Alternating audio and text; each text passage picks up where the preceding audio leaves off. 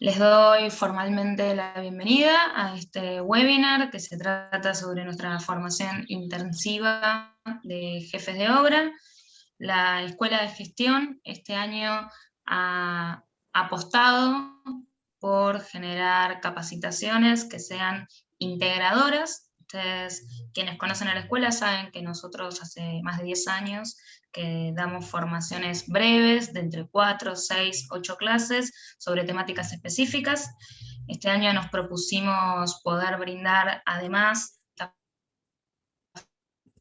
formaciones breves, algunas un poco más completas, pensando en perfiles, en este caso el jefe de obra. Para eso armamos una capacitación que incluye cuestiones de seguridad y higiene, cuestiones de vínculos, bueno, por supuesto el curso de gestión y producción de Juan Carlos, y Juan les va a presentar un webinar que se llama El desafío de conducir la obra, ¿verdad, Juan? Efectivamente, el Bien, desafío de conducir las efectivamente. Bueno, obras. exactamente.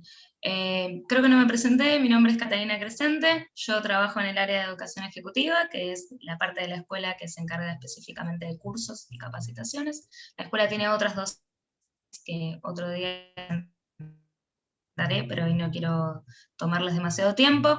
Sobre el final, muy probablemente venga el director de la escuela, que es el profesor Sebastián Orrego, para presentarles las especificaciones de cuántos cursos forman la capacitación, cuántas horas, qué semanas, cuestiones de índole económica y demás. Así que les pido que vayan anotando sus dudas, que sobre el final las iremos despejando. Creo que eso es todo. Juan, te doy paso para que puedas dar Bueno, el webinar. muchísimas gracias, Catalina. Para mí es una verdadera alegría de estar con ustedes compartiendo algunas reflexiones. La formación integral, dice ahí, la formación integral de los jefes de obras es una preocupación que en lo personal y en los grupos de trabajo en los que yo participo, está siempre latente. Un grupo de profesionales coincidimos en decir que las buenas empresas son buenos jefes de obra. ¿Mm? Y que ese significado y ese significante es muy importante en el desarrollo profesional del jefe de obra y de la empresa.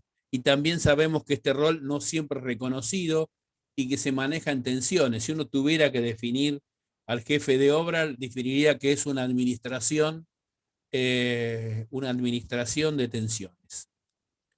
A efectos operativos hay un chat que creo que la mayoría de ustedes conoce y que podrán interrumpir o hacer las preguntas del caso. A mí no me molesta, a lo mejor le voy a pedir a Catalina, porque son unos cuantos ustedes en este momento, a Catalina que me dé una mano. Eh, Veo por ahí que hay algunos participantes de la reunión que fueron alumnos míos en la facultad, a ellos especialmente les doy un mimo y una bienvenida, pero bueno, vamos a compartir algunas ideas. Otra de las frases típicas de esta pandemia, que ya llevamos un año, es: una es estás muteado, sería la primera. La segunda es voy a compartir pantalla. Y la pregunta típica es: ¿están viendo? Y alguno me levanta el Sí, dedito. señor. Buenísimo. Bueno, la idea es de convocar una horita, un poco más, para charlar este desafío que tanto estamos pregonando de gestionar las obras. Esta fue una idea la que le voy a presentar, de sistematizar algunas cuestiones. Obviamente que la formación integral va a explotar en el tiempo del curso y de todos los cursos que integran estos temas específicamente. Pero bueno, hoy me parecía interesante, a Sebastián y a Catalina les pareció también bueno, compartir algunas cuestiones entendiendo que el desafío que tenía un jefe de obra era conducir las obras. Y en ese planteo a mí se me ocurrieron algunas maneras o tips, como ahora se dice tips, algunos tips para que ustedes puedan llevar adelante exitosamente esta idea con un concepto espiralado. Hoy empezamos, se anotan en los cursos, seguimos discutiendo, seguimos planteando las cosas, seguimos intensificando esta discusión, pero siempre con el objetivo de conducir. Ahora bien, me presento. ¿Mm? Soy arquitecto, perdónenme que me recibí antes de que algunos de ustedes nacieran. Me recibí en 1972, tengo una especialización en realización de obras, dirijo una consultora que se llama TREC, seguro que entre medio van a estar www.trec.com.ar para chismear. Soy profesor titular hace 16 años de la Universidad de Buenos Aires, 40 años de docente universitario. Dirigimos una carrera de especialización en producción y gestión de obras en la FAD, una carrera que tiene 1 año y medio. Soy profesor de la escuela, de la facultad y escribí varios libros. Un viejo que le interesa mucho la obra. Sería la síntesis, aunque no parezca tan viejo. Hoy vamos a charlar un poquito con esto y voy a hacer un poco de historia. Estoy escribiendo un libro sobre la historia de la construcción en la Argentina. Quizás alguno puede poner en el chat si sabe qué es esto. A ver, ¿alguien se anima a poner en el chat? O hablar también, ¿eh? Le damos micrófono y habla. Vamos a tener que charlar un poquito. ¿Ah? ¿Alguien se anima al chat? Bueno, esta es la Diagonal Norte y Corrientes. Ahí pusieron. Diagonal Norte, vamos a ver el chat. Diagonal Norte y Corrientes. Este es el proceso fotográfico de la construcción del obelisco. Fíjense qué interesante, cómo está trabajándose, avanza desde el pie, como dice Cita Rosa en su hermosa canción La Pared. El encofrado avanza, ustedes saben que no es metálico, es de hormigón el obelisco. Termina de configurarse su encofrado hasta que en algún momento es llenado, completada la estructura, y en algún momento esta imagen porteña se ha transformado en una cuestión. Yo me gustaría preguntarles si alguien se imagina cuánto tardó en hacerse el obelisco. ¿Alguien se imagina? ¿Alguien se imagina? ¿Alguien tiene alguna idea? ¿Alguien chismeó? Les voy a dar una fecha, un número que sorprende. Se hizo en 61 días el obelisco, ¿está? 61 días. Fíjense, les voy a dar algunos datos para que podamos completar. Lo hizo Alberto, el proyecto es de Alberto Previch. Alberto Previch también hizo el proyecto del Teatro Gran Rex y muchas otras obras en la ciudad de Buenos Aires. Se inició el 20 de marzo de 1936 y se completó el 23 de mayo del mismo año. 61 días después. Sorprendente en términos productivos de hoy. 147 obreros participaron. La empresa era GOP, Siemens, Baunion, Grun y Bilfinger, una unión de empresas de origen alemán. Y la obra costó, en plata de hoy, 200.000 pesos. Si me pongo a juntar unos mangos, la hago yo por 200 lucas hoy. Pero bueno, cuando yo estudiaba esto y también lo comparaba con el Cábana, saben que el Cábana se hizo en 18 meses. Yo estaba seguro que nadie podía hacer esta obra en la actualidad en 61 días. Perdónenme que lo diga de esta manera y sea despectivo. Y yo creo que algunas cuestiones relacionadas al profesionalismo y a la capacidad tecnológica se han perdido. Se han perdido en el camino, quizás por alguna razón de formación de la universidad, quizás por un deterioro de la nación como en su conjunto, o quizás porque esto es un fenómeno internacional. Pero bueno, en eso estamos. Esta situación es así. Nos hemos encontrado con esto y nos sorprendemos, ¿no? Me parece que se sorprenden todos. Este ícono de Buenos Aires, que fíjense que cuando se inauguró no existía la 9 de julio, entonces era un escenario central que iba a recibir una perspectiva 60 años después. Pero bueno, yo lo que quiero es que entre todos ustedes y yo tratemos de armar una lógica que tenga que ver con esto. Y para eso voy a plantear 10. Primero en homenaje al Diego. ¿Estamos de acuerdo? Siempre hay que homenajear a Diego. 10 propuestas para vencer el desafío y lograr el objetivo. Este objetivo de, cuando nos toca hacer un obelisco, hacerlo en 61 días. Como a mí me gustan las definiciones del diccionario, siempre y en la mayoría de las reuniones en las cuales yo participo, planteo esta cuestión de la definición. ¿Qué es conducir? Es transportar a alguien o algo de una parte a otra. Es guiar o dirigir a alguien o algo hacia un lugar. Es guiar o dirigir a alguien o algo a un objetivo o a una situación. La 3 es la que más se parece. Guiar o dirigir un negocio o la actualización o la actuación de una colectividad. Guiar un vehículo automóvil. ¿Está? Conducir. Nosotros conducimos en la obra y para lograr objetivos. Conducimos para mezclar recursos de producción, materiales, equipos y herramientas y producir el obelisco, que lo vamos a tomar como nuestro caso de éxito. ¿Está? Pero para esto hay que plantear algunas cosas previamente. Antes de estas primeras 10 ideas, que voy a tratar de hacerlo lo más ameno posible para ustedes, es que lo primero que hay que hacer es entender las tensiones. Las tensiones de las obras se basan en 3 puntos. El objeto como acuerdo, su costo y el tiempo para lograrlo. Antes se decía calidad, costo y tiempo, pero el concepto de calidad ha cambiado y hoy estamos hablando de las cualidades del objeto. Esto tiene visiones distintas. Alguien lo puede poner en el mismo nivel los 3. Alguien puede pensar que esta discusión se dirime diciendo las 3 cosas son importantes. En algún momento alguien va a decir, tengo que tomar una opción y lo primero es el costo, después es el tiempo y el objeto, o en algunos casos invertirlo. Es difícil pensar un proyecto donde las 3 cosas puedan llegar armoniosamente al final. Y en algún momento el conductor de los procesos, con los comitentes, con los directores de obra, con la empresa, definirán estas prioridades. ¿Está? Esta es la primera idea que yo quiero compartir con usted. Ni más ni menos estamos hablando de la calidad de la obra, que es lo que nos va a reconocer socialmente como ejecutores y nos van a reconocer como buenos o malos ejecutores. Con esta idea que yo les planteo de considerar al jefe de obra como un protagonista clave en una empresa constructora, esta calidad de ejecución buscará el reconocimiento que le permitirá a un jefe de obra conseguir más trabajo, escalar posiciones en tu trabajo o dedicarse a otras cosas. Esto es claro y empieza a tener algunas cuestiones. Vamos al primer punto.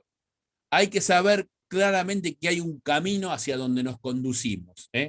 Nosotros nos dan un proyecto y tenemos que entregar una obra. Ese sería el derrotero del jefe de obra, ¿va?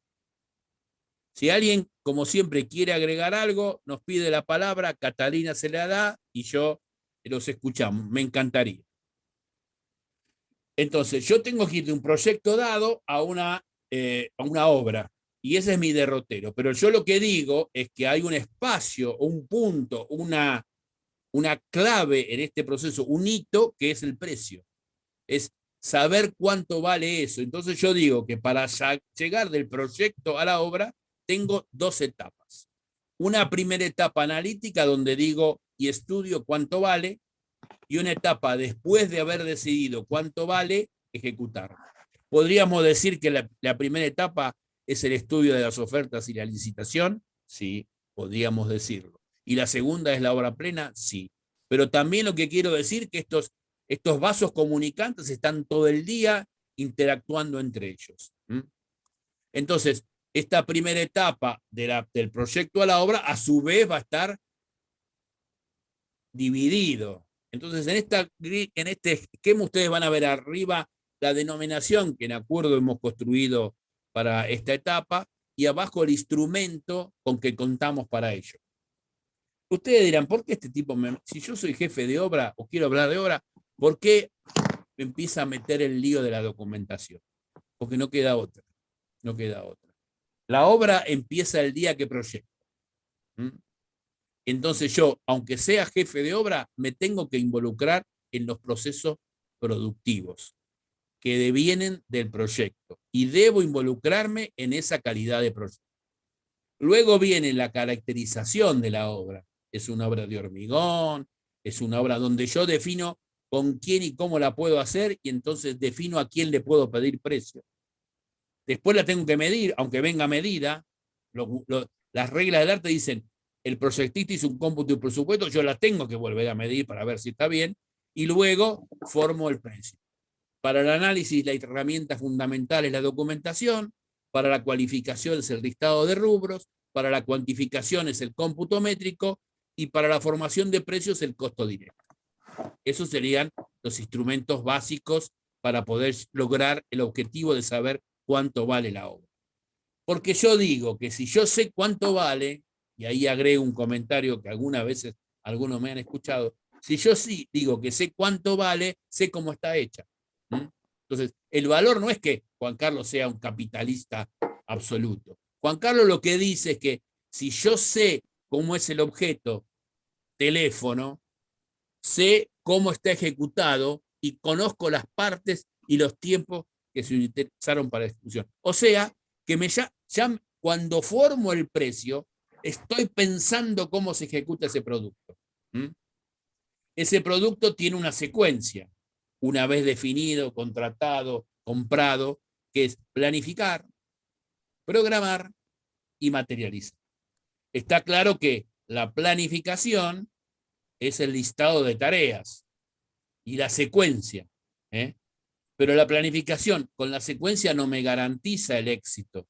Me dice que se hace de esta manera, es como el manual del armado de un mueble. Tenés que poner esto acá, pero no te dice cuánto tiempo. La programación le asigna el tiempo y te dice, este mueble yo creo que lo podés armar en 2 horas.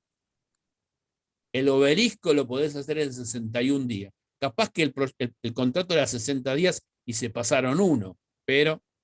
Y la materialización es el territorio de la obra. Esta sería la primera idea. Acá es, sepamos a dónde vamos y qué tenemos que tener.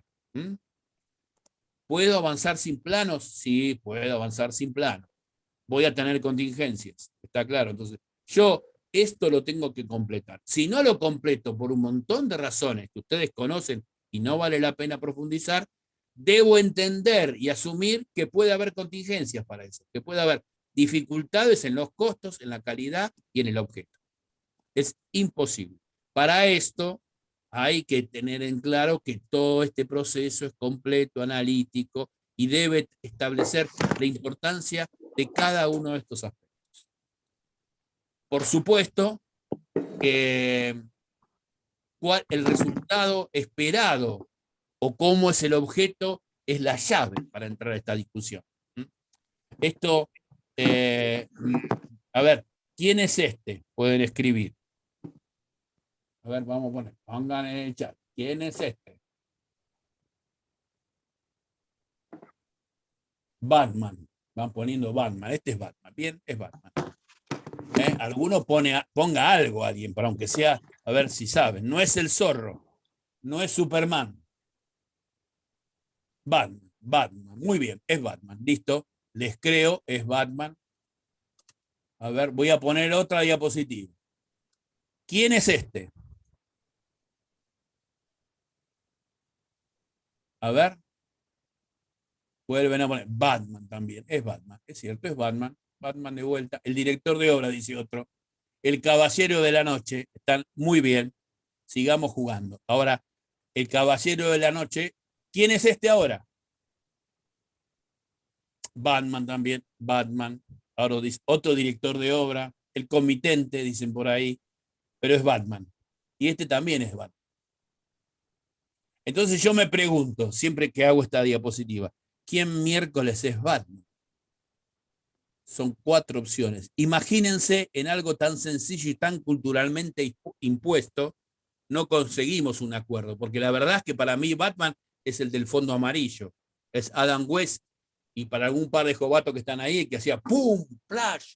Ese es Batman. Los demás son figuritas. Este es el que yo, o el de Editorial Novaro, que es el de arriba a la derecha. Digo, en algo que supuestamente ustedes y yo deberíamos suponer que hay un acuerdo, algo muy sencillo, no lo existe. Imagínense si yo le digo una puerta placa con nido de abeja ante un comitente o un proveedor. Puede haber 40.000 acepciones a eso.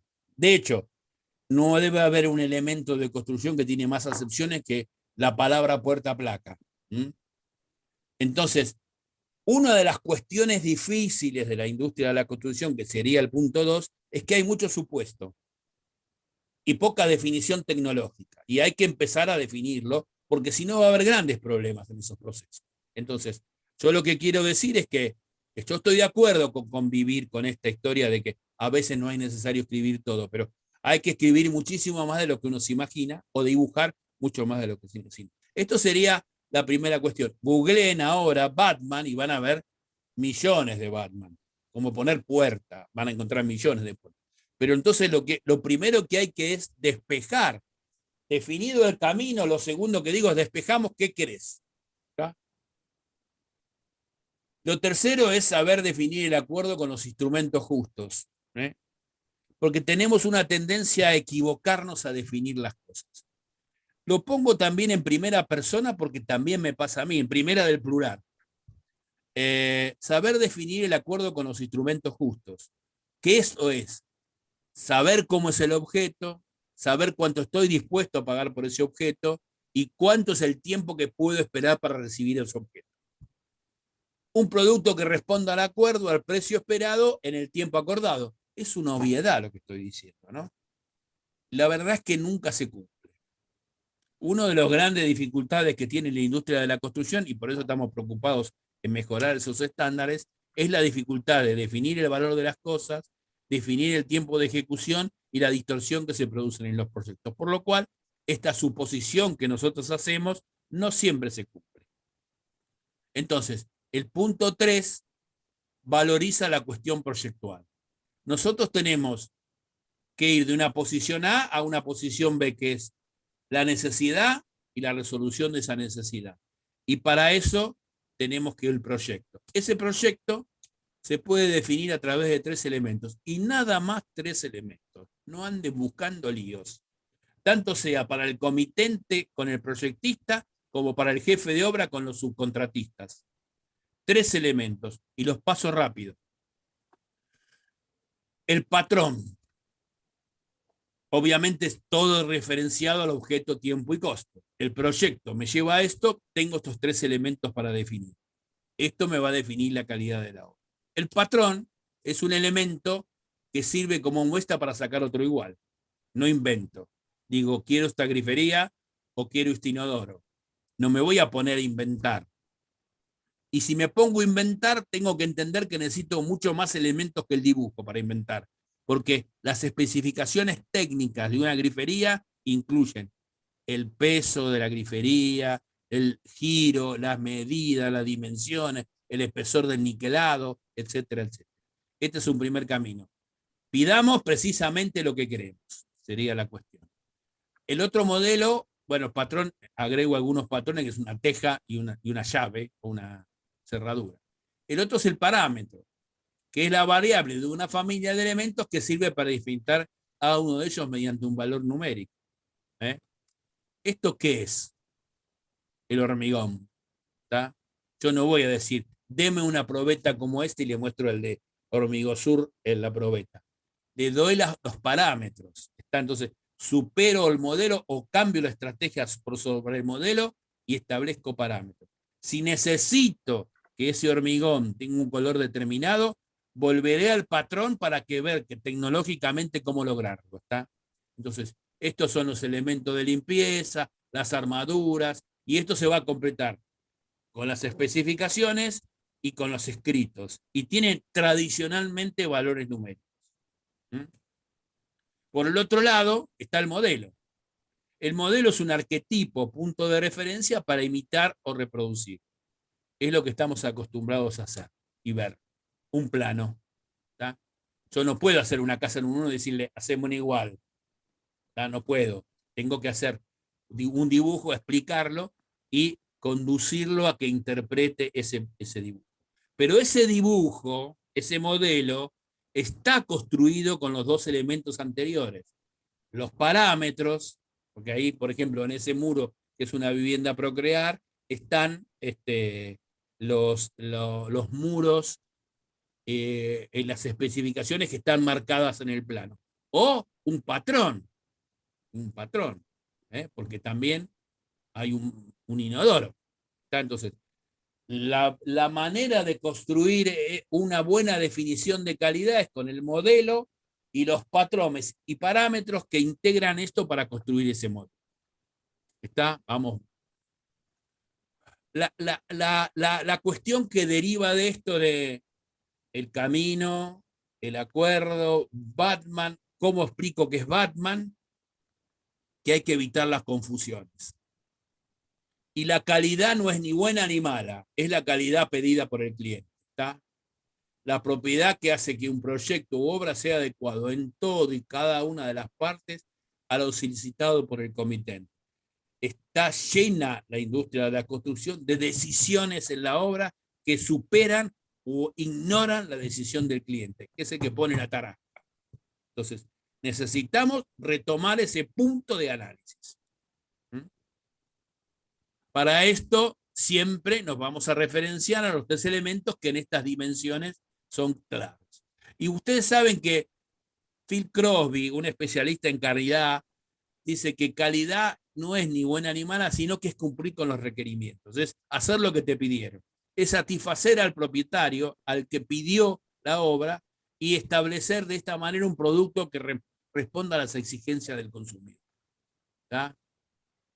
Pero bien, esto, la pregunta es ¿dónde pongo todo eso? Y se acuerdan que yo lo decía, en la documentación. La documentación, y por eso es que produce tantos trastornos en los procesos productivos, porque a veces esas indefiniciones producen contingencia, como les decía yo.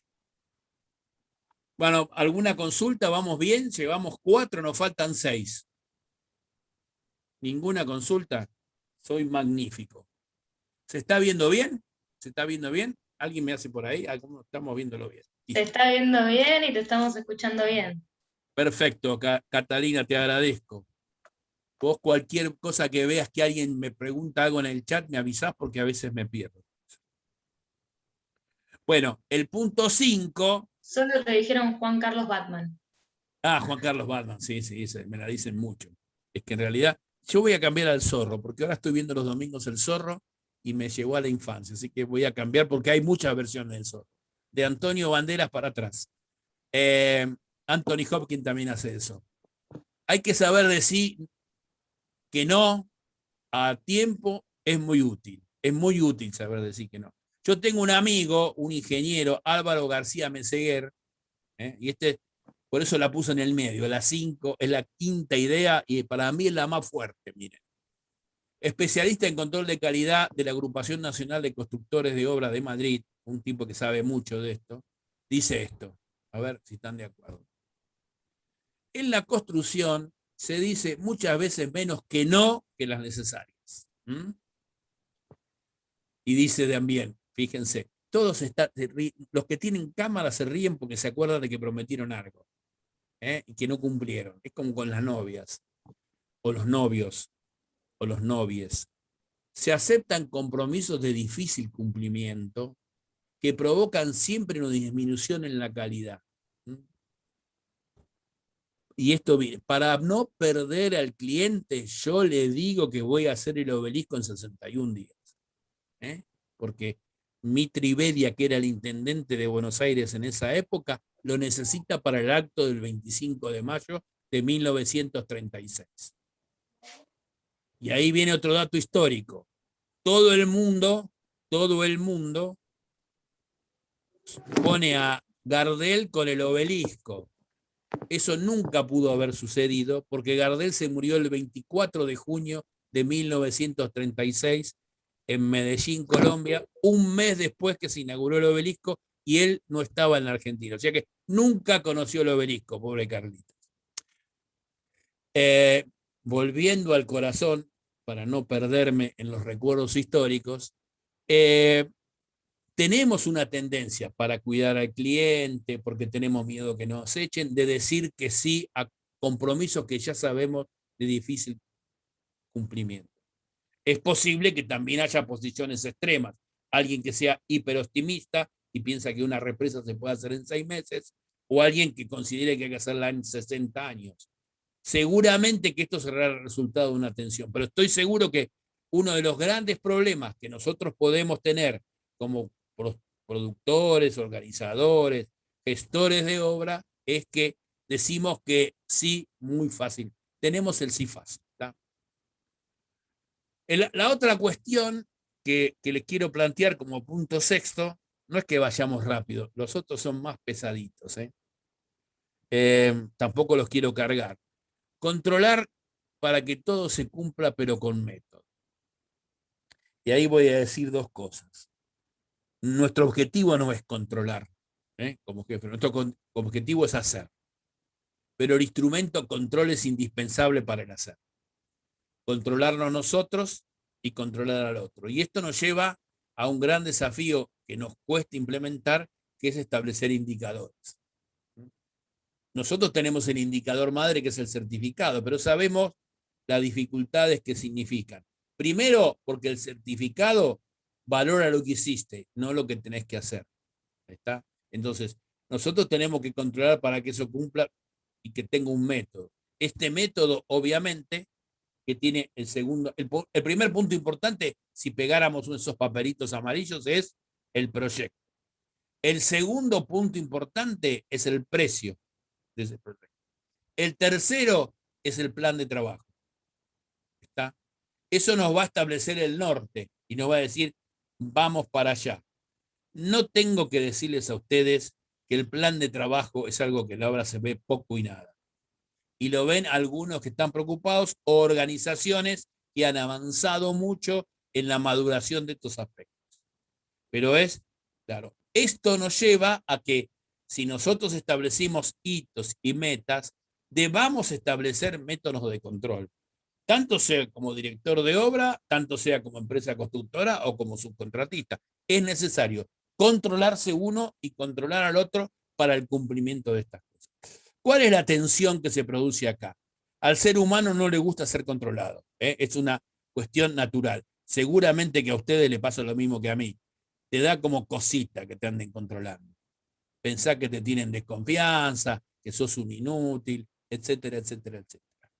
Pero es indispensable en un proceso productivo donde hay muchos actores en ese proceso. Entonces, hay que entender claramente que hay algunas cuestiones que es necesario establecer, que tienen que ver con metodologías y estrategias. Y yo les voy a graficar esto con 2 o 3 gráficos. El primero es que lo llamo la meseta. Hay una tendencia a que tengamos un avance de obra gaussiano, esta es una curva que miles de ustedes han visto, y que tengamos este nivel de controles. Empezamos con toda la furia, tenemos unas ganas, nos comemos los chicos crudos. A la mitad de la obra ya no los comemos como sea. Y después que vemos que se está viniendo encima la noche y nos apuran en la empresa o la dirección de obra, subimos los controles. Esto es igual para un director de obra, para todos. Yo lo que propongo es establecer una media de control. Siempre hacer lo mismo. Cuando vos sumás la cantidad de controles en esta meseta, estás por sobre los controles de esa curva parabólica. ¿Está? Si yo sumara, van a ver el mouse, todos estos controles, este número es superior a esta superficie. ¿Me van siguiendo? ¿Qué es lo que verdaderamente me interesa? Siempre hacer lo mismo y saber decir que no dentro de la organización cuando te piden cosas que no tienen que ver con esta lógica. Yo todo esto lo digo después de haberlo practicado y que me haya salido mal la curva, no es que nací sabiendo. Y de esto hay que pensar en distintas formas para hacerlo. Yo tengo como 2 o 3 ideas que las llamo niveles de control. Todo esto, si ustedes se inscriben en los cursos, seguramente lo van a empiezo a meter. El primero te lo regalo y el segundo te lo vendo. Entonces, hay 3 niveles de control para mí. Cada uno personalizará, pero esto me ha ayudado. Todo este proceso de sistematización que yo planteo me ha ayudado muchísimo. ¿Por qué me ha ayudado muchísimo? Porque primero, a un problema complejo lo transformé en algo sencillo para que se complejice de vuelta. Y segundo, evité situaciones anteriores. Entonces, yo digo que hay que plantear un control en 3 niveles. Un primer nivel donde trabajo sobre la calidad pactada y la ofrecida, y ahí comparo el proyecto con lo que el mercado me ofrece y defino los acuerdos, porque puede ser que el proyecto no esté completo, jóvenes, y yo necesite ajustar ese proyecto. ¿tá? Entonces, ajustar ese proyecto en una primera fase me va a traer dificultades y necesidad de instrumentos. Entonces yo digo, tengo la documentación de licitación, pero tengo la documentación ejecutiva de obra para definir esas faltas y no traspasar la decisión para más adelante. Después están las especificaciones técnicas y lo que hay en el mercado. Siempre contamos la anécdota. Nosotros hace como 12 años que damos este curso de producción y gestión, que después les vamos a contar qué es, que empieza la semana que viene. Eh, tuvimos un alumno que estaba haciendo un hospital en Comodoro Rivadavia y no podían encontrar 500 inodoros iguales, ¿tá? Porque no había en Comodoro Rivadavia ni de Bahía Blanca para abajo. Entonces tuvimos que ajustar el proyecto a poner otros inodoros de otra manera y contarlos. Indefiniciones contra propuesta de solución, este primer nivel de control. Esta sería la primera idea. La segunda, el segundo nivel del perdón es el control de obra y el control de fábrica. Otra cosa que yo considero que es indispensable es ir a controlar y ver los fabricantes, estar involucrados en los procesos productivos, yendo a ver a los actores, completando los procesos de, de conexión y de contacto con los productores. Estamos cansados de putear a los herreros de aluminio, los fabricantes, o no. ¿Quién no ha puteado en los últimos 6 meses a un fabricante de abertura de aluminio? Entonces, creo que una de las cuestiones es no contratarlo más a ese tipo o empezar a ser proactivo, ir a ver dónde se fabrica, cómo se fabrica, estar atento, no descubrir el error cuando llega a la obra, que es difícil de resolver y patológicamente difícil de implementar, y después plantear controles de obra. Pero en todos estos casos, lo que yo creo fundamental, y es importante, que hay que establecer indicadores. Después vamos a hablar de la idea de tablero de control. Pero hay que establecer indicadores para medir y corregir, pero no exagerar con los indicadores. Establecer una cantidad normal, justa. Decir, bueno, estoy haciendo mampostería, ¿cuántos metros cuadrados hago por día? ¿Cuántos metros cuadrados hace cada cuadrilla? Y cuánto yo estimé que iba a tardar en hacer la obra, para comparar.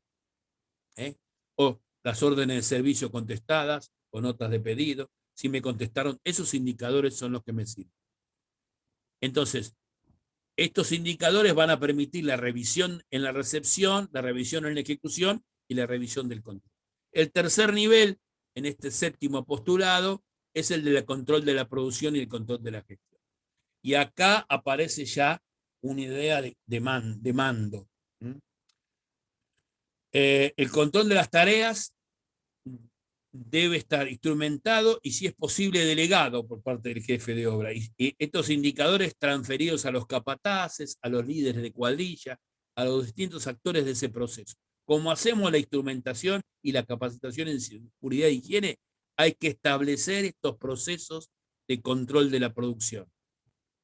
Y por el otro lado, hacia nosotros, tratar de tener instrumentos más cercanos a la tecnología moderna, como por ejemplo es el tablero de comando o un tablero de control, donde yo, con un aplicativo en el celular, con una tablerita Excel, establezco controles y los cumplo.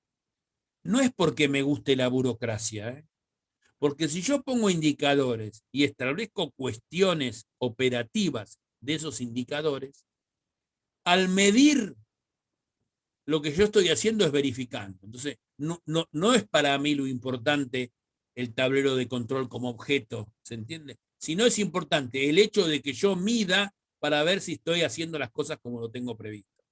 Para hacer construcción preventiva. Vieron que está la palabra medicina preventiva. Estos instrumentos de control de gestión y calidad trabajan sobre la prevención. Yo siempre cuento la anécdota de cuando yo iba a la obra y entrabas y te agarraba Galarza y te decía, arquitecto, no vino nadie porque ayer estuvo todo el borracho ahí en el barrio. Yo lo vi. Bueno, en Galarza, vinieron 5 personas, organicemos. Caminás 3 metros y viene el plomero, dice.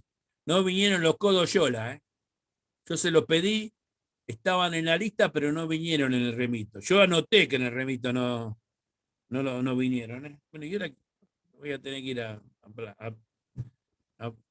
Sorensen. ¿Cómo se llamaba el que estaba en la ONA? Que venía, bueno, voy a tener que ir a comprar. Llego y veo que está Pintos era haciendo un reboque que de lejos ya se veía que estaba afuera de plomo. Entonces, bueno, a ver, Pinto, vamos a poner la plomada. Al cuarto piso subí la escalera y veo que está toda la baranda de protección floja. Digo, bueno, che, a Galarza, agarrame que es un desastre esto, me voy a caer, me voy a matar. Perdóneme, aquí lo que pasa es que como Pinto se puso a hacer el reboque y el otro muchacho que nuevo no vino porque él estaba en la fiesta y entra a radio. Bueno, arreglé. Cuando llegué al descanso de la escalera, yo ya no me acuerdo a qué había ido la obra. ¿No les pasa eso? No me acuerdo que ha habido en la obra. Entonces, lo que yo digo es que, ¿por qué no vamos con un plan de vuelo a la obra? Ese plan de vuelo me va a requerir que yo vea hacia dónde voy. ¿Mm? O vamos a decir, el GPS. Eso requiere una reflexión antes. Si no, yo no salgo si me voy de vacaciones y salgo. ¿Tá? Entonces, yo lo que digo es, reivindiquemos el plan, reivindiquemos los hitos y construyamos una estrategia para cumplirlo. Y cuando vamos a la obra, vamos para ver si se está cumpliendo. Y nosotros le transferimos el problema a la otra, porque la estrategia de la organización obra es transferir el problema al que manda. Esto es una estrategia social muy establecida en organizaciones donde se contraponen lo intelectual con lo práctico. Porque acá el tema clave es que esto debe ser en dos sentidos. Porque yo tengo una obligación con mi organización, que es capacitar para que entiendan las instrucciones y capacitar para que se entiendan las documentaciones. Porque nosotros con Galarza, un gran amigo, como Pastor Lescano, gente que se hizo y creció con nosotros, tiene 21 años de estudio menos que nosotros. ¿tá? Nosotros tuvimos la bendición de Dios y de nuestras familias y de esfuerzos de la sociedad en su conjunto que pagó el IVA y pagó la universidad pública o los padres que le pagaron la privada, lo que sea, de poder haber estudiado. Y Galarza no. Entonces, Galarza se construyó en un espacio práctico. ¿Se entiende? Un tipo que conoce lo práctico. Galarza hace cosas que yo no sé hacer. ¿tá? Yo no sé hacer bien una faja de reboque. Te explico todo, pero no la hago ni en pedo. Entonces, Galarza sí la hace. Entonces, yo lo que tengo que entender es que yo tengo una obligación hacia Galarza. Voy a decirle, Galarza no entendió que esto era un eje de simetría tipo Palladio, donde era importante mantener la simetría como eje de generación del espacio y que la doble altura lo que hace es condicionar al ser humano. No, Galarza no quiere saber, no le interesa. Y si le interesa, porque lo tiene que ver en la televisión. ¿tá? Entonces, que no está mal, está bien. Tiene otra visión de las cosas. ¿tá? Tiene otra visión de las cosas. Entonces, nosotros somos los que tenemos que hacer el esfuerzo para entrar en la visión de Galarza. ¿Se entiende? Entonces, todo el tiempo conducir una obra es ponerse en el lugar de otro y ver si comprendió las indicaciones. ¿Está? Para esto no hay que dejarse influenciar por los problemas de la organización, sino que liderar el proceso y, entre comillas, que el problema sea de ellos. ¿Está? ¿Vamos bien? ¿Vamos bien? ¿Un dedito? Vamos bien.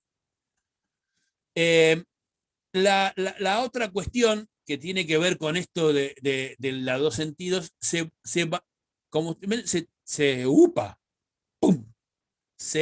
formaliza en lo que se llama un tablero de control humano, que es una planillita. Yo les voy a mostrar lo que anoté. Esto es mi tablero de ayer. No lo ven esto, claro. Lo ven acá. Porque estos son los colores, ¿viste? Esto es todo escrito acá.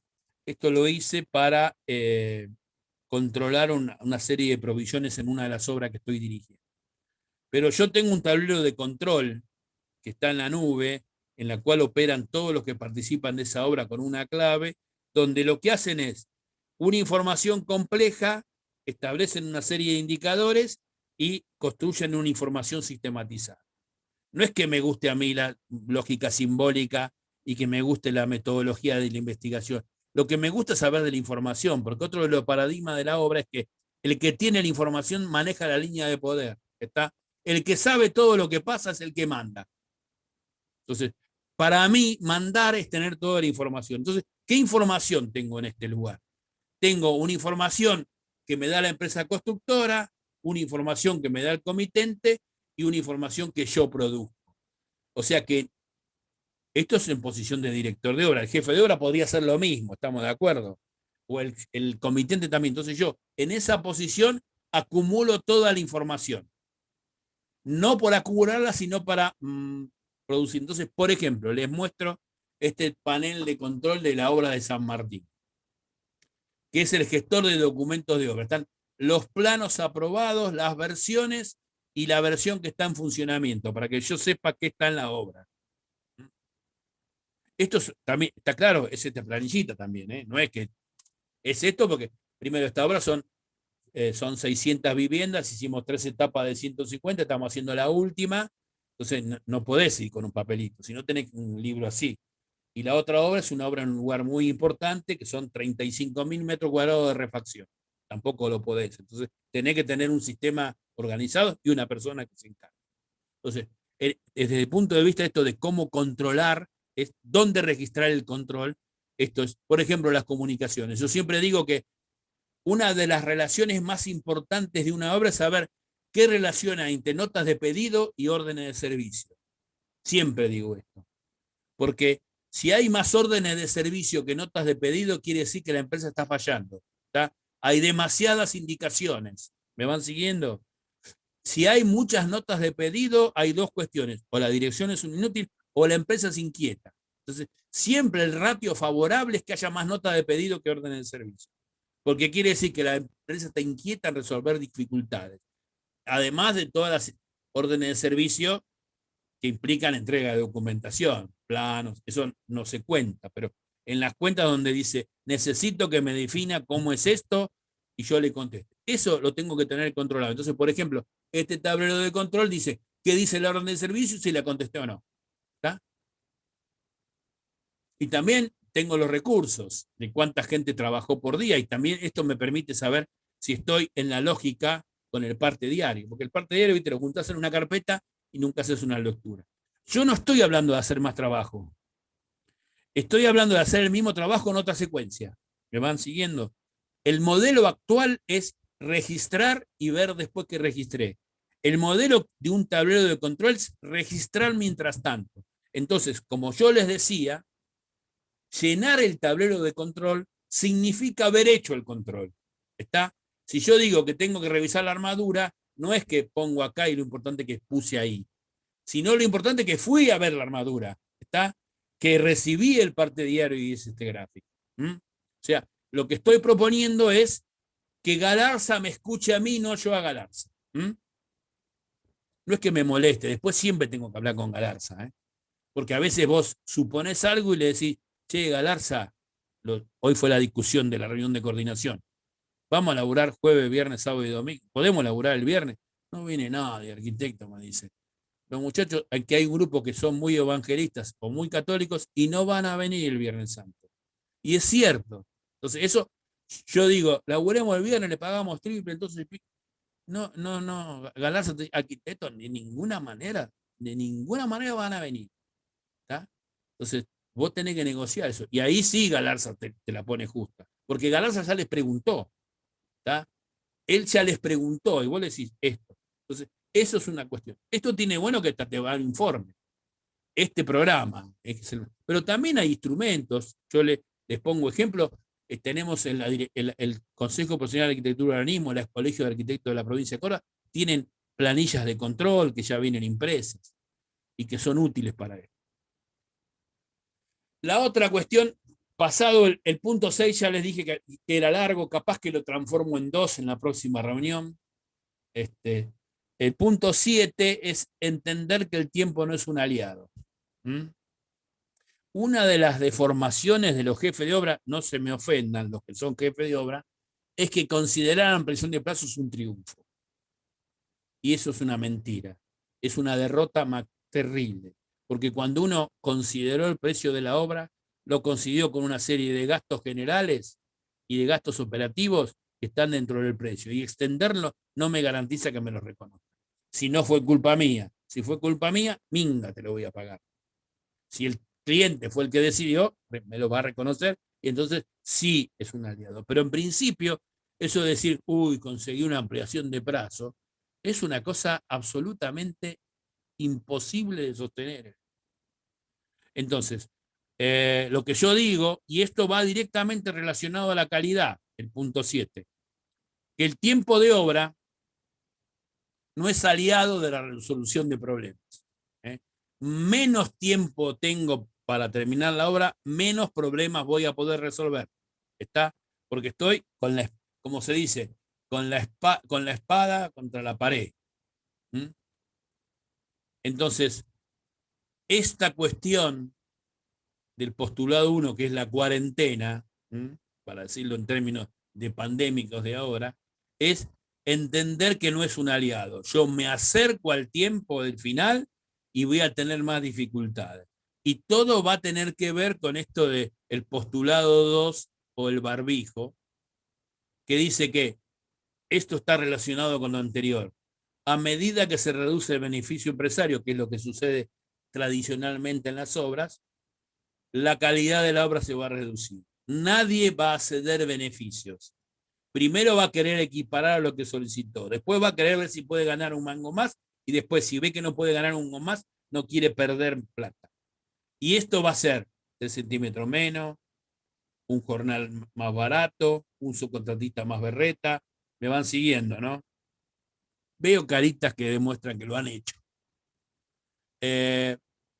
Y el COVID-19 dice que la extensión de plazo es indirectamente proporcional a la calidad de la obra. En algún momento las organizaciones tienen dos puntos. Uno es que cuando ven en las 2/3 partes que se está terminando, psicológicamente actúan para que la obra se retrase, porque no se quieren ir y tienen miedo de no tener laburo. ¿Tá? Esto es así comprobado. Después existe el hastío. Superado esas 2/3 partes, está el hastío. Se pudre uno de la obra. Ve que no llega, pide extensión de plazo y empieza a hacerla como la mona. ¿Tá? Entonces, tengo que jugar preventivamente esto. Entonces, para poder vencer estos 3 postulados del postulado 7 de conducir, lo que tengo que hacer es entender claramente que mi principal objetivo es llegar a tiempo, porque todo eso va a producir una catarata virtual y virtuosa. ¿Alguna pregunta? ¿Vamos bien? ¿Tenemos algo en el chat, Cata? No tenemos. Juan, no, vamos bien, no tenemos nada. Bueno, Algunas aclaraciones, pero ninguna pregunta. buenísimo. Bueno, el punto 8 nos habla de que hay que controlar y gestionar, y controlarse y gestionarse. Ya lo vengo diciendo, pero lo quiero poner explícito en este 8º punto, que es entender que esto tiene como 2 timings. El timing del proyectista y la oficina técnica, donde tenemos que controlar la eficiencia y la calidad, y el director de obra o jefe de obra. Ustedes saben que yo tengo dando un curso de dirección de obra en la Sociedad Central, y el seminario de organización de la producción en el posgrado que dirijo. El 75% de los problemas de obra, los profesionales dicen que son por errores de proyecto. John Bradley, un amigo mío del Banco Mundial, me dijo una vez, yo no sé por qué en la Argentina, no sé por qué en la Argentina se hacen tantas veces mal los proyectos y no una bien. Y yo no le pude contestar. Lo invité a comer y fuimos a comer un asado y listo. No tenía contestación. Entonces, a mí me parece que esto de mi desconfianza de hacer el obelisco en 61 días, le voy a ser sincero, parte de algunas cuestiones que he notado. También soy protagonista, porque yo soy protagonista de los últimos 30 años de la construcción. No es que yo digo, son ellos. Fuimos nosotros. Esto está barnizado por la formación de la facultad, que priorizó lo proyectual y el render y la imagen por sobre el objeto verídico. ese posmodernismo que dejó una marca tremenda en la formación de la arquitectura, a posteriori de la llegada de la democracia en la Facultad de Arquitectura, por lo menos en la UBA y en muchas universidades nacionales, produjo el deslumbre por la arquitectura fashion, la arquitectura objeto, y perdió calidad tecnológica y constructiva. Porque yo creo que los arquitectos básicamente son constructores y hay grandes maestros que lo han demostrado. Le Corbusier era un gran constructor, inventó el hormigón armado, ¿tá? Digamos, no es moco de pavo lo que hizo Le Corbusier. Se le ocurrió con el tío poner un poquito de alambre adentro y hizo el garage de la clase Franklin, a principios del siglo XX, donde empezó a experimentar con tecnologías que había escuchado se desarrollaban en otras partes. Entonces, quiero decir que nos faltó o se ha perdido un poco de reflexión. Para esto digo, empecemos a controlarlo, porque si el 75% de las patologías y las dificultades que se producen en obra son en el proyecto, veamos y hagamos, y no digamos que sí cuando tenemos que decir que no. Y después, en la ejecución de la obra, lo que me parece clave es esto de acortar el distanciamiento. Otra de las cosas que también decían los participantes de 3 cursos es que la mano de obra es malísima. No va a cambiar la mano de obra. Vamos a tener que hacer algo nosotros para que cambie. Entonces, me parece que hay que pensar en el modelo, decir, bueno, no habrá que poner un sobrestante en cada obra, que sea un estudiante de arquitectura o un maestro mayor de obra, que construya oficio con la gente. No habrá que explicarle, no van a aprender solos. Tenemos que involucrarnos en estos procesos. Y los buenos jefes de obra se involucran. Yo los veo explicando, entendiendo, involucrándose con la gente. No quiero que se hagan amigos, pero que sí saquen lo mejor de esa palabra.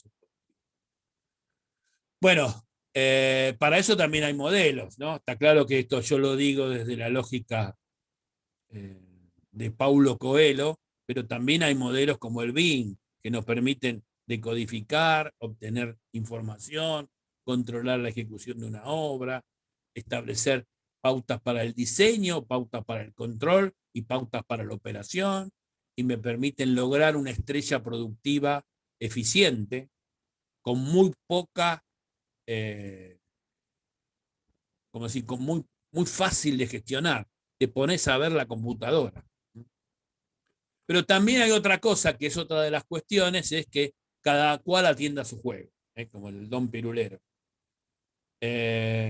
Porque nosotros tenemos que descubrir que hay 5 o 6 roles en la obra, que el colegio de arquitectos y ingenieros define el proyectista, el director de obra, el conductor o director en el caso de que haya una obra por administración, el jefe de obra, que es lo que nos interesa, y el representante técnico y el inspector.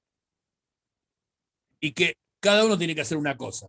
Y el problema de la obra es que no podemos hacer otra cosa que no es la que nos corresponde. Y el jefe de obra proyecta, y el director de obra opina sobre el jefe de obra, y el proyectista opina sobre el director, y el representante técnico se enoja con todo el mundo. Y el inspector coimea.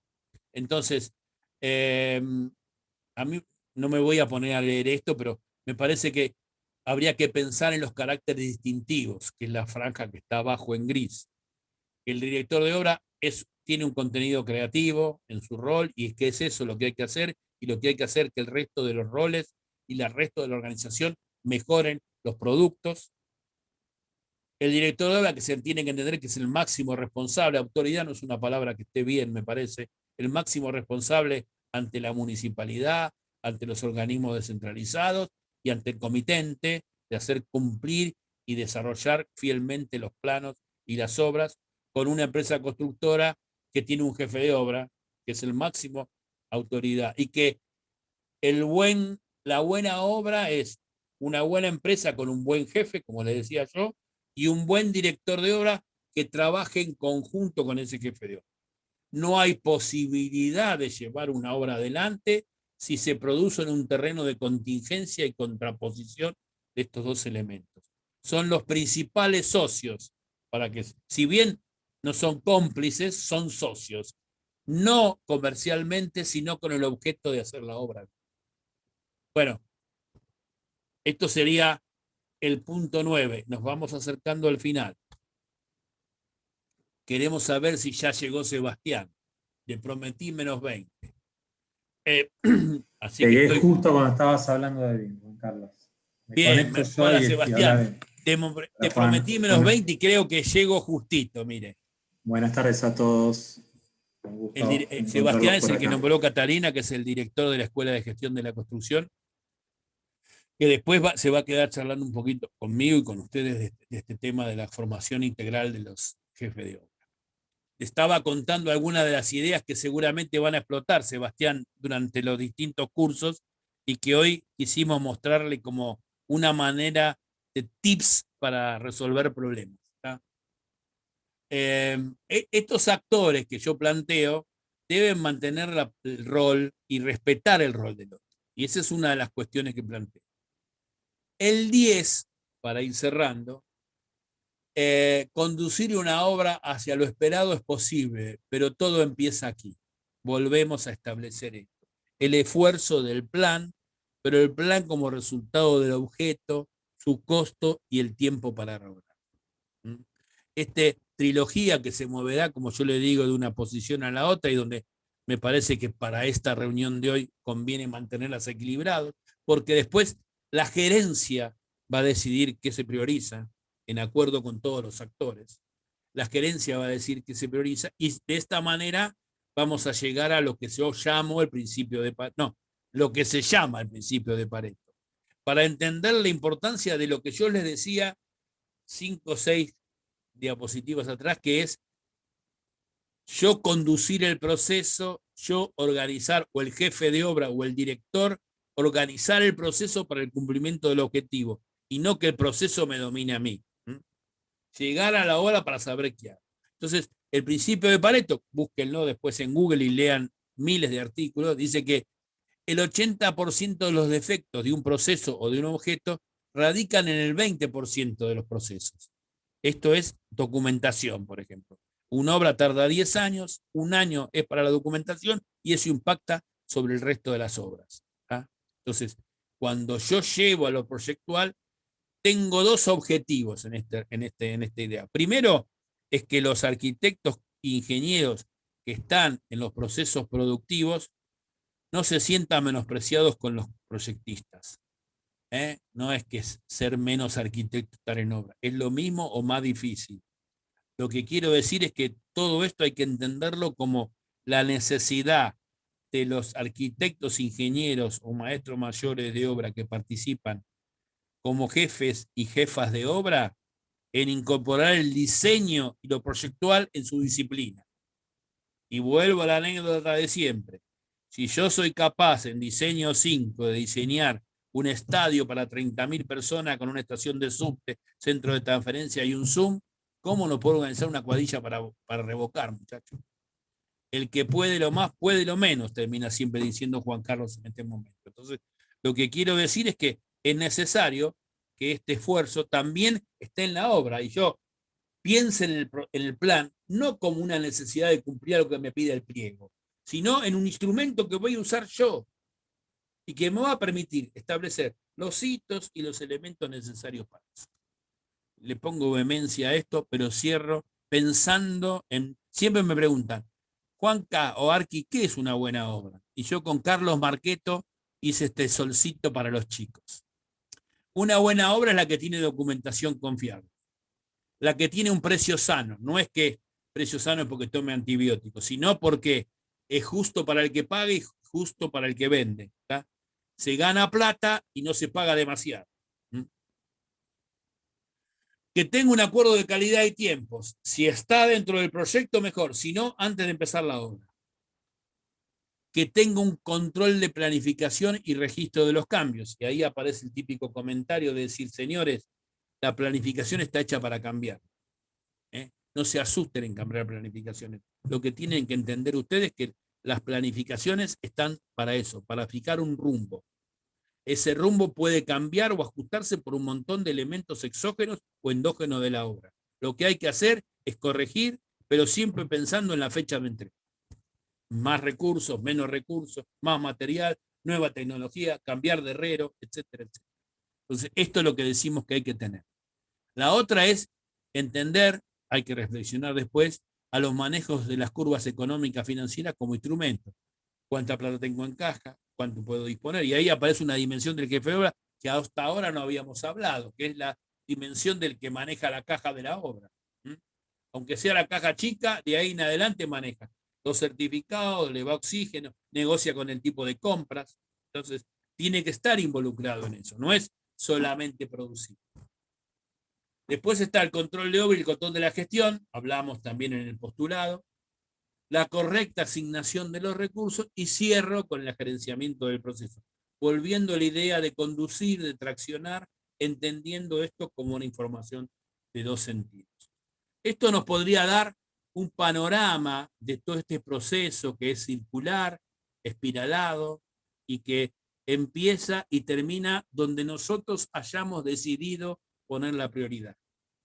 Y que es posible que alguno de estos puntos, como en la recta que los mostraba, uno tenga que establecer una contingencia porque no puede cumplir con eso.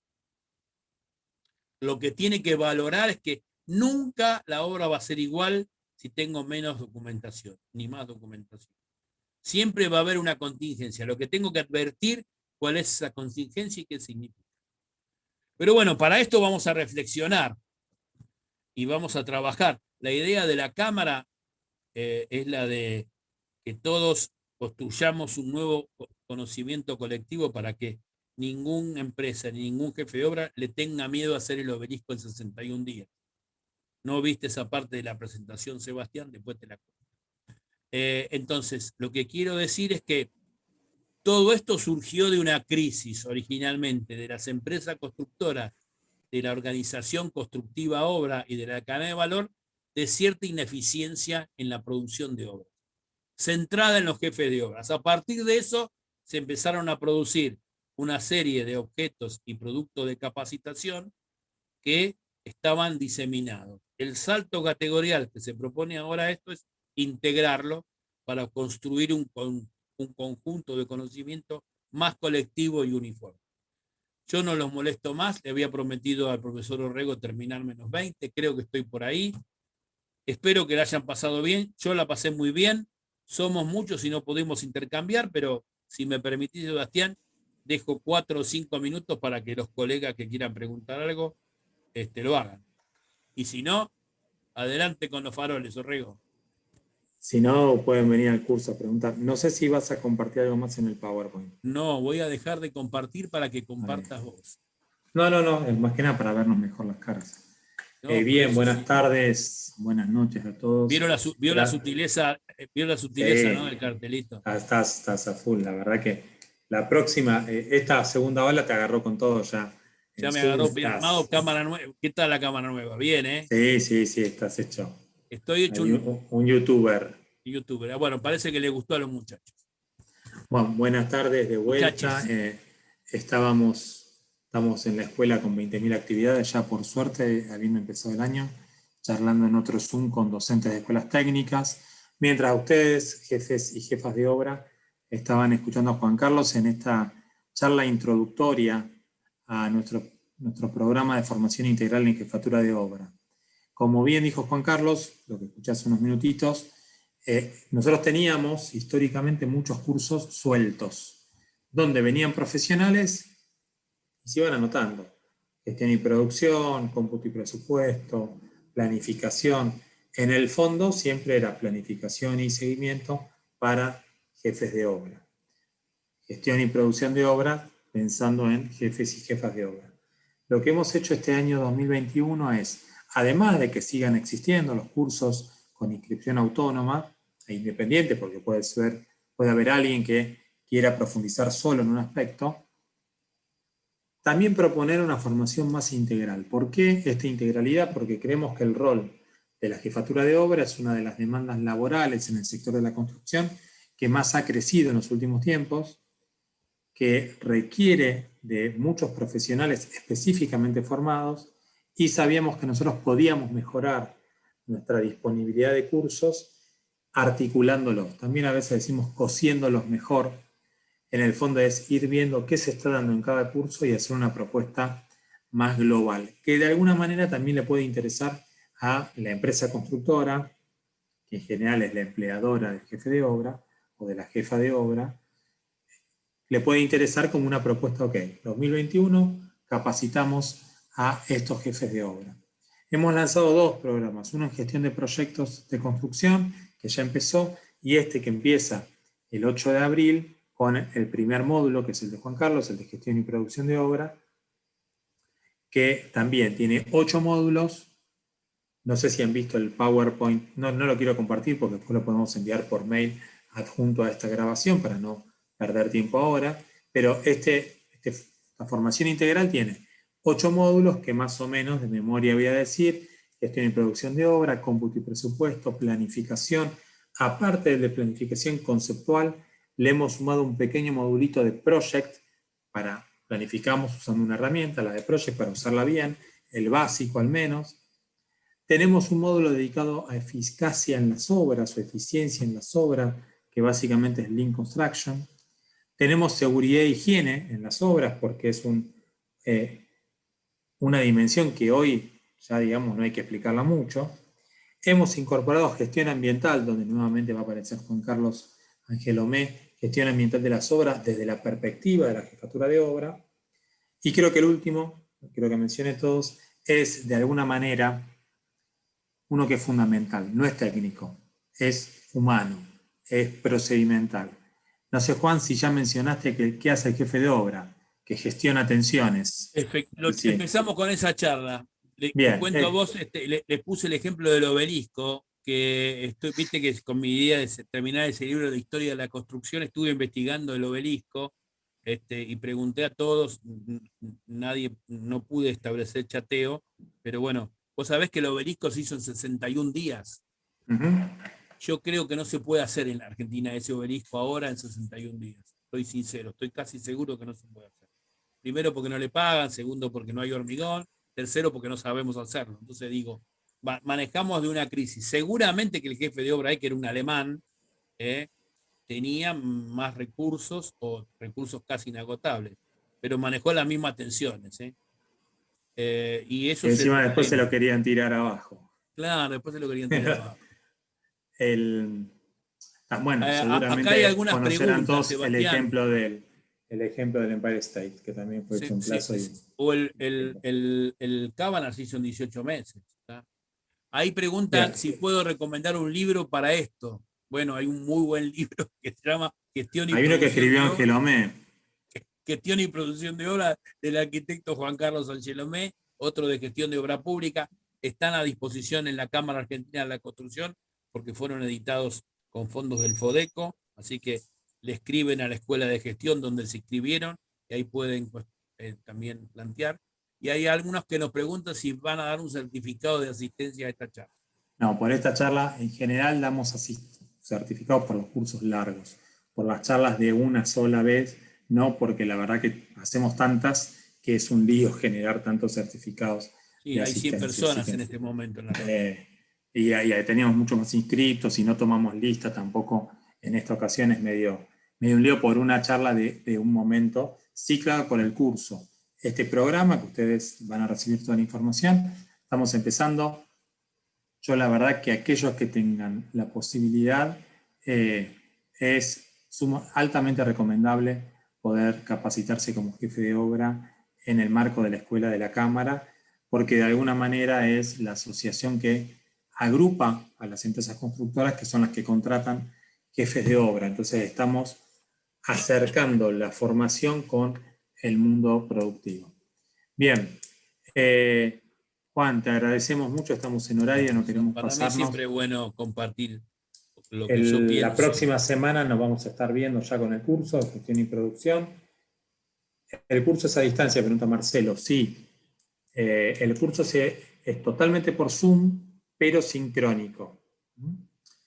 Esta sincronía hace que hoy somos muchos, pero en el curso vamos a ser menos, no hay 100 vacantes, se pueda conversar, se puede interactuar en todos los módulos. Todos los profes ya están altamente entrenados para poder trabajar en Zoom, con cámara encendida, con micrófono. La clase se graba por las dudas, que se te caiga internet, por las dudas que un día tengas una urgencia, pero pedimos que estén conectados en tiempo y forma para la asistencia, que es un 75%. Por mail van a encontrar, le vamos a enviar mañana la grabación de la charla, le vamos a enviar el listado de los módulos con cada una de sus fechas, los aranceles, siempre los aranceles es un tema importante a dilucidar, pero ustedes saben, porque se han hecho seguramente otros cursos con nosotros, que todos los que son socios de la Cámara ya tienen un 30% de descuento.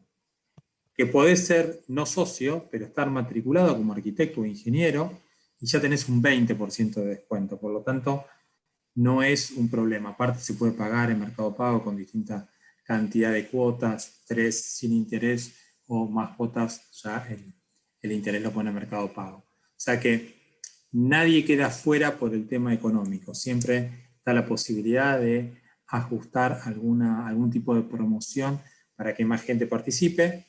Y si son varios de una empresa o de un estudio, pueden tener también mayor cantidad de bonificación. Ahí piden dos cosas, Sebastián, que envíes, si puede mandar la información de aranceles. Eso mandamos todo mañana. Y los estudiantes tienen...